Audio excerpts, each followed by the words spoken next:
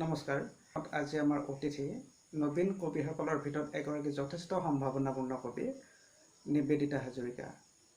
নিবেদিতা হাজৰিকাৰ জন্ম নলবাৰীত আৰু বৰ্তমান তেওঁ নলবাৰীৰে বাসিন্দা। তেওঁ পেছাত এগৰাকী শিক্ষয়িত্ৰী। 2000 চনত তেওঁৰ প্ৰথমটো কবিতা প্ৰকাশ পাইছিল মায়া আলোচনীত। তাৰ পিছৰ পৰা তেওঁ বিভিন্ন কাকত আলোচনীত কবিতা লিখি আহিছে আৰু ৰাইজৰ মৰম পাবলৈ সক্ষম হৈছে। তেওঁক আমি আজিৰ অনুষ্ঠানৰ অতিথি কৰিছোঁ। তেওঁলৈ আমি কিছু প্ৰশ্ন আগবঢ়াইছিলোঁ, তাৰ উত্তৰসমূহ আমালৈ পঠিয়াই দিছে। আহকচোন তেওঁ কি কয় আমি শুনো। নমস্কাৰ, মোৰ নাম নিবেদিতা হাজৰিকা।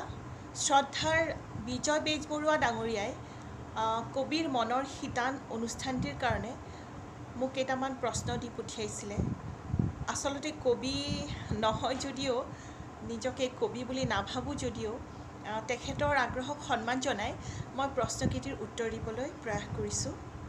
তেখেতে মোৰ কবিতা এটি আবৃত্তি কৰাটো বিচাৰিছিলে, কিন্তু মোৰ কবিতাবোৰ আচলতে আবৃত্তিৰ যোগ্য নহয় বা মই তেনেকৈ লিখিব নাজানো। তথাপি মোৰ কবিতা এটি পাঠ কৰি দিছোঁ। কবিতাৰ শিৰোনাম কয়দী। আপুনি ভাল মানুহ ভালৰ বাবে, আপুনি বেয়া মানুহো হ'ব পাৰে ভালৰ বাবেই। পাৰ্থক্য মাথো ইমানেই যে আপুনি কেতিয়াবা চকুযোৰ হাতত তুলি ল'বলগীয়া হয়।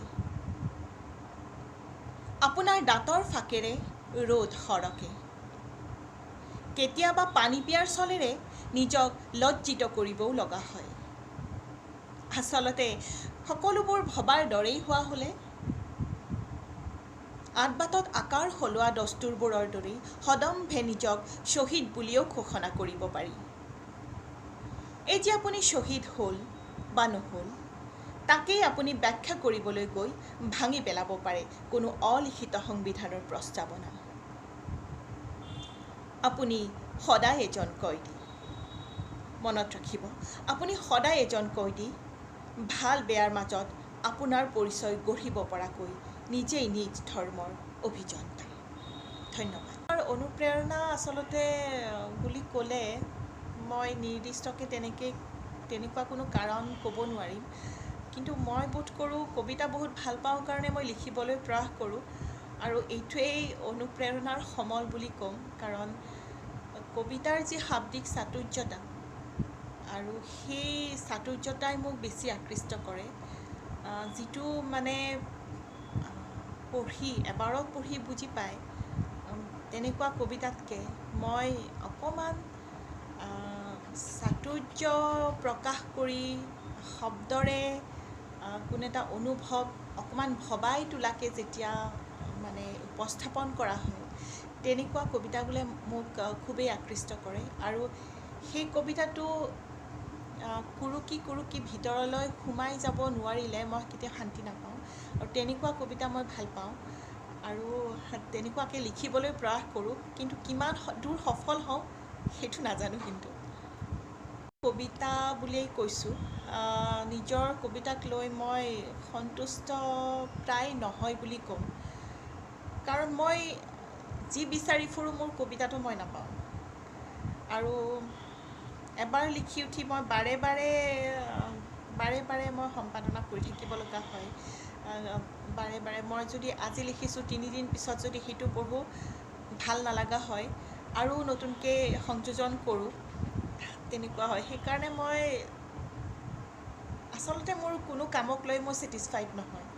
কিয় নহয় নাজানো, সেই ছেটিছফেকশ্যনটো নাপাওঁ। এইটো চাগে মোৰ বহুত মানে ঋণাত্মক দিশ।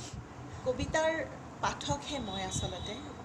কবিতা লিখা তেনেকৈ আগতে এনেই লিখিছিলোঁ, এতিয়া যথেষ্ট কমাইছোঁ। কাৰণ যেতিয়া আপুনি লিখিব, আপোনাৰ কবিতা মানুহে পঢ়িব, আপোনাৰ দায়িত্ব বাঢ়ি যায় আৰু আপোনাৰ ৰেছপনচিবিলিটি যথেষ্টখিনি থাকে, আৰু সেইটো এটা লৈ পেলাই আপুনি যথেষ্ট সতৰ্ক হৈ লিখিব লাগিব।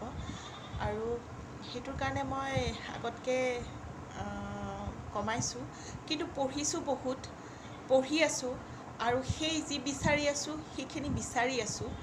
আৰু সেই যে মোৰ যিটো বিচৰাৰ পৰিক্ৰমা সেইখিনি এতিয়াও চলি আছে।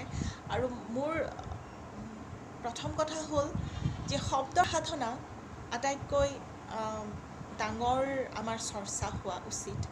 শব্দৰ সাধনা অবিহনে আমি কেতিয়াও আমাৰ অনুভৱক প্ৰকাশ কৰিব নোৱাৰোঁ, কাৰণ অনুভৱ সকলো মানুহৰে মানুহ মাত্ৰেই অনুভৱী, সকলো মানুহৰে অনুভৱ থাকিবই বা আছে। সেইখিনি শব্দৰ মাধ্যমেৰে কেনেকৈ আমি প্ৰকাশ কৰোঁ সেইটোহে সকলোতকৈ ডাঙৰ কথা। আৰু সেইটোৰ কাৰণে আমি অনুভৱ সংপৃক্ত শব্দ বিচাৰিব জানিব লাগিব আৰু সেইখিনি অনুধাৱন কৰিব জানিব লাগিব। আৰু হয়তো তেতিয়াহে আমি সাৰ্থক সৃষ্টি এটি নিৰ্মাণ কৰিব পাৰিম। কবিতা লিখিবলৈ বঁটা বাহনৰ আৱশ্যকতা মই নাই বুলি ভাবোঁ। আৰু বহুতে আমাৰ বঁটাৰ পিছত দৌৰি থাকে। স্বীকৃতি মানে বঁটা বাহন নহয়।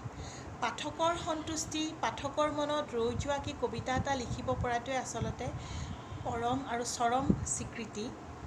কোনো বঁটাই সেইটো আনি দিব নোৱাৰে। আৰু আজিকালি বঁটা বাহন কেনেকৈ দিয়া হয় বা কেনেকৈ লোৱা হয় সেইটোও আমি সকলোৱে জানো, কেনেকৈ চলি আছে এইবিলাক। আৰু মই কিছুমান কথা স্পষ্টকৈ কওঁ কাৰণে মই বহুতৰে কাৰণে অপ্ৰিয়। আৰু সেইটোক লৈ মই কিন্তু যথেষ্ট সুখী। মই নিজে কিছুমান কথা মই ষ্ট্ৰেইট ফৰৱাৰ্ড ক'ব পাৰোঁ বা কৈ দিব পাৰোঁ, আৰু মই খাতিৰ বেছি নকৰোঁ, নিৰ্ভয়ে ক'ব পাৰোঁ। সেইটোক লৈ পেলাই মই কিন্তু বহুত সুখী আৰু সেইটো কাৰণে মই কোনোদিন কম্প্ৰমাইজ কৰিব নোৱাৰোঁ। সমাজ পৰিৱৰ্তনৰ ক্ষেত্ৰত অকল কবিতা বুলিয়েই নকওঁ, সাহিত্যই সমাজৰ দাপোন বুলি যিহেতু কোৱা হয়, সমাজখন পৰিৱৰ্তনৰ ক্ষেত্ৰত সাহিত্য সংস্কৃতিৰ বহুত ডাঙৰ অৱদান থাকে। আৰু এই ক্ষেত্ৰত কবিতা কিন্তু সকলোতকৈ উপযুক্ত মাধ্যম বুলি ভাবোঁ, কাৰণ কবিতা মানুহৰ প্ৰাণত বাস কৰে। মানুহৰ শিৰাই শিৰাই কবিতাৰ অনুভৱ সোমাই থাকে।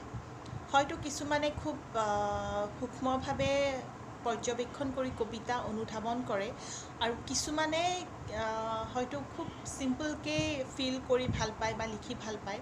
যিয়েই নহওক, মুঠতে আমাৰ সমাজখনক এটা ভাল গতি, এটা ভাল দিশ যদি আমি দেখুৱাব লগা হয়, তেতিয়াহ'লে সাহিত্য সংস্কৃতি, গান, কবিতা এইবিলাকৰ গুৰুত্বপূৰ্ণ ভূমিকা আছে বুলি মই ভাবোঁ।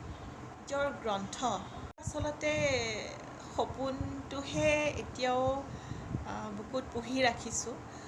এতিয়াও পৰিকল্পনাৰ সাঁচত বহুৱাব পৰা হোৱা নাই, কাৰণ মোৰ কবিতাক লৈ মই আজিও সন্তুষ্ট নহয়। আৰু আজি যদি মই এটা কিবা লিখিছোঁ, ইভেন পাব্লিছ হৈ যোৱাৰ পিছতো মোৰ এনেকুৱা লাগে যে এইখিনি অকণমান এনেকুৱা কৰিলে ভাল আছিল।